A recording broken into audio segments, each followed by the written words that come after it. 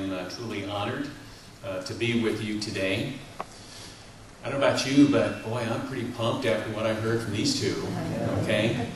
And each and every one of you has a role in the advancement of Northeastern Ohio, the advancement of your own communities. I don't want to have you sit here and think that somebody else is going to solve the problem. It's going to be all of us and you. We all have our networks. We all have to be and share the vision and become part of the solution, because we are determined to have the greater Cleveland area and Northeastern Ohio recognized for what it should be, and that is as the heart of the quality of life belt. Don't forget that. Remember that. The heart of the quality of life belt. I know you know that, and we need to make sure that others know that. The Northeastern Ohio Mayors and City Managers Association was formalized in the year 2000 through the good work of the Calgary County Mayors and City Managers Association, because they realized at the time, as they talked about the region, that there had to be a greater and a more formalized association, and because of their efforts. In 2006, I was asked if I would consider being the chairman, and I said yes. I wanted to do my part as I saw others had done their part in the past. As a result of that, the mayors and city managers accepted unanimously 6 goals, one of them being a better understanding of regionalism. Everybody contributes and everybody benefits.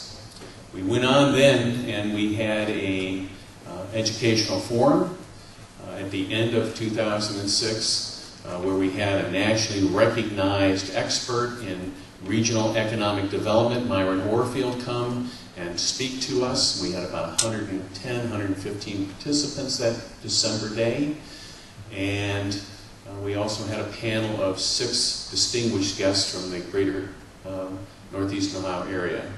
As a result of that educational forum, the association, and I'm only representing the association, it's not one individual, it's an association of mayors and city managers, challenged itself to develop and study the concept of a regional economic development program that would be based upon smart land use planning and revenue sharing, only on new growth revenue sharing.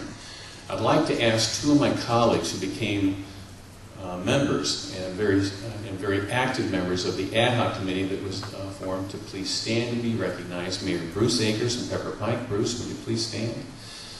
And Mayor Mike Lyons from Richfield.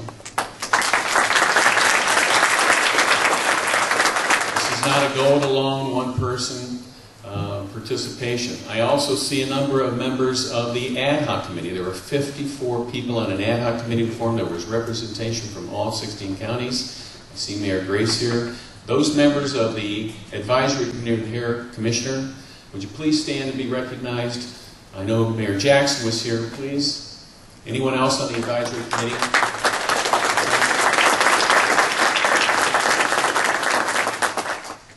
And they did a spectacular job. Here's the report available to you on that website, along with the full report. This is the summary report. Let me talk a little bit about what we're attempting to accomplish. And we're not waiting for somebody else to solve our problems. We can do it right here in Northeastern Ohio.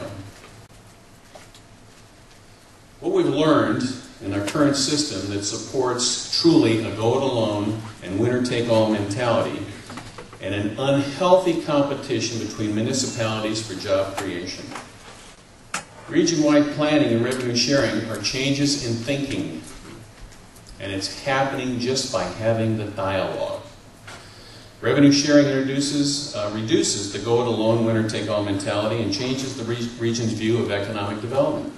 We must view economic development on a regional focus to bring new jobs. We are creating wealth in this region.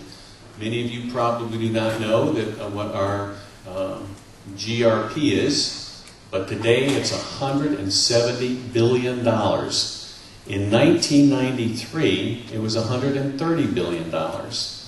We've grown by $40 billion, and that's adjusted for inflation in those years.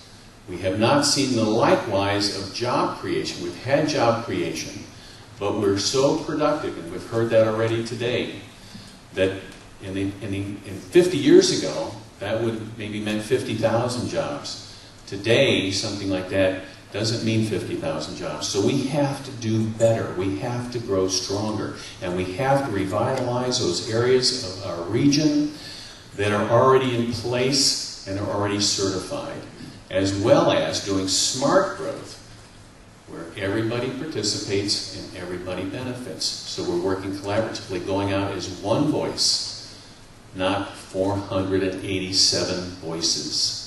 As one voice. 4.1 million people in the region. That's a powerful voice. That's a strong economy. That's an economy that's larger than the country of Sweden. That's an economy larger than the country of Switzerland. That's an economy larger than the country of Israel. This is a very strong region where we need job creation and we need to work together collaboratively. So we need to create jobs coming into the region or creating jobs within the region. Look at this graph. We've already heard about the Twin Cities. It is really the mothership of regional economic development without government merger. In 1971, there were 187 communities in the Twin Cities area. Today, there are 187 communities who are collaborating prosperously. This is their land use. Notice the graph. When smart land use is applied, you see their economic growth, their population growth by the households. Okay, they've grown about 10% in population on an annual basis. We've grown about 1% in population, and yet we've spread out. And you'll see the next graph, and you'll see where their land use is. Have they harnessed sprawl? No, but they've reduced it. And they've saved money because of it. This is northeastern Ohio. You can see our population growth. You can see our land use. Sprawl is expensive. We should be utilizing those monies for better endeavors, creating jobs, creating improvements. Sprawl is expensive, and we can do it together. Characteristics of a successful region-wide planning. And this is an example, of course, of a lot of us taking the Twin City. They've saved over 27, I think now it's up to 29 billion with a B dollars in unneeded infrastructure costs. They've had 10% population growth over the last 8 years. They've attracted and created high-quality jobs. They've increased their household income on average since the program started from 14th in the nation to 4th in the nation.